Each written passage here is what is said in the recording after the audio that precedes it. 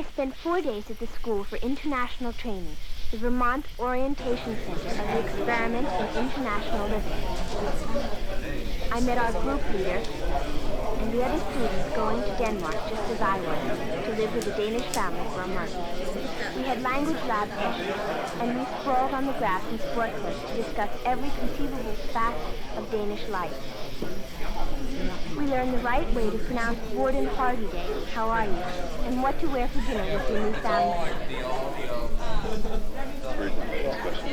Especially people will dress for the evening meal. Then it was time to board the big Icelandic Airlines plane. We were all so excited. I wore my navy suit and my pinstriped blouse with a red smoking with a native collar. It's Dacron and cotton, so I knew it would stay fresh for the whole trip.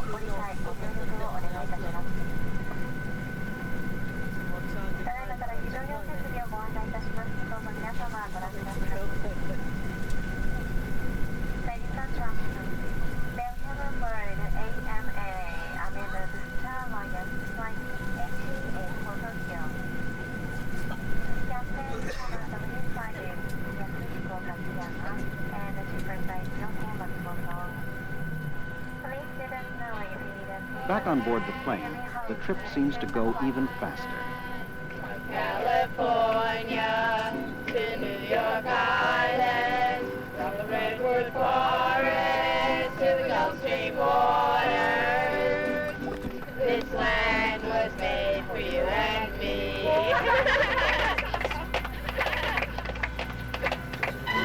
And then you're there, in Denmark, wondering what your homestay family's going to be like, trying to take in everything all at once.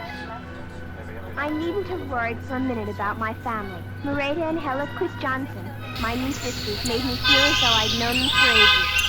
The experiment chooses the families, of course, and tries to see if they're matched up with congenial people.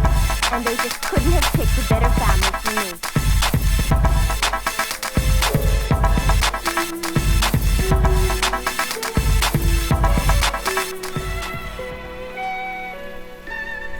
I changed my clothes and pitched right in, helping Mom, more Chris Johnson, prepare smørbrød for lunch. Those are the famous open-faced sandwiches. Meat, fish, eggs, cheese, and vegetables in an endless variety of combinations. My Danish mother knew exactly how to make me feel as if I'd never left home. But of course, Linda had left her home. And in this new home were many important differences. Differences of culture, of history, of family traditions and habits. Eating outdoors and keeping a garden were as familiar to Linda in America as in Denmark. But she was eager to learn about new concepts and customs and compare them to life in the United States. She asked Mr. Christiansen about the Danes' high standard of living and the Danish social security system, one of the broadest in the world. Appreciating new ideas would make Linda's trip truly a passport to understanding. Linda noticed that her Danish sisters dressed very much the way American girls do, and she was glad she'd packed blouses like this gold button-down Oxford, which showed the very best side of American taste. It's a special blend of cotton and polyester, so she won't have to waste valuable time ironing, and she's ready for any occasion. A few days later, Merete and I left the house bright and early, right after the mailman came, for a full day of sightseeing in wonderful, wonderful Copenhagen. I wore a cotton print blouse, and I took my raincoat just in case. First we visited Nyhavn with its picturesque old houses and even a floating tattoo parlor. Then to beautiful Langley Park, which runs along the harbor. And my first look at the Little Mermaid, heroine of Hans Christian Andersen's fairy tale, gazing wistfully out to sea. Next stop, the Fountain of Gefjon, the goddess who plowed an island out of Sweden and made part of Denmark. Fishing provides the major source of income to the Danes. Today, the fish market's in a modern building, but only a few years ago, fishwives, with their famous newspaper hats, could be found up and down Gamle Strand. I'm glad there are a few of them left.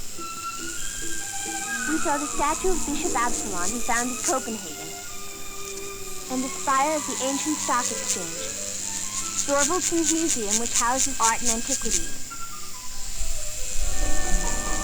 Brunswick Church, built by only 6 masons over a period of 20 years in memory of the poet and scholar who founded the local high school. The Royal Theatre, home of ballet, opera, and classical drama, and modern apartment houses on broad tree-lined streets. Denmark is a democracy with a king, whose family lives here in Amalienborg Palace. We watched the changing of the guards, and then we watched another kind of treat, a window full of fabulous Danish pastries, or as the Danes call it, Viennebrød. Who could resist?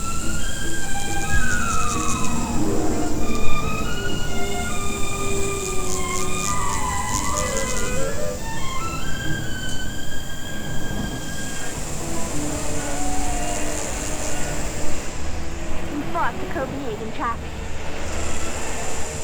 And it fought right back. But there are no traffic problems on the Stroya because no cars are allowed. It's Europe's longest pedestrian street and a shopper's paradise.